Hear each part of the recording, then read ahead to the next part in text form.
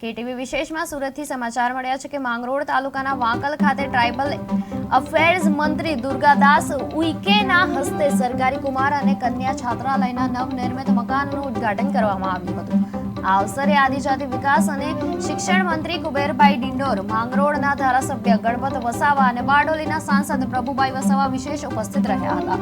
કાર્યક્રમમાં કેન્દ્રીય મંત્રી ઉઈકેએ જણાવ્યું હતું કે સરકારની વિવિધ યોજનાઓ દ્વારા આદિજાતિ સમાજના વિદ્યાર્થીઓને ઉચ્ચ અભ્યાસ કરવાની સુવર્ણ તક મળી રહે છે અને ફ્રી શિપ કાર્ડ જેવી યોજનાઓના કારણે અનેક વિદ્યાર્થીઓ ઉચ્ચ શિક્ષણ મેળવી રહ્યા છે અને રમતગમત સહિતના ક્ષેત્રોમાં પણ પ્રતિષ્ઠા મેળવી રહ્યા છે। વિદ્યાર્થીઓના જીવન ધોરણને ઊંચું કરવા સરકાર સતત કાર્યશીલ હોવાનું પણ તેમણે ઉમેર્યું હતું।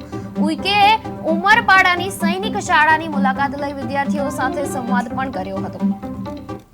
जवाहर विद्यालय से लेकर सैनिक विद्यालय, एकलव्य आदर्श आवासीय विद्यालय और शिक्षा की ज्योति आज जो है हमारे इस विधानसभा में जो प्रज्वलित हुई है, उसके निमित्त केंद्रीय राज्य मंत्री की दृष्टि से मैं आज इस विधानसभा क्षेत्र में उपस्थित हुआ हूँ और अत्यंत प्रसन्न हूँ।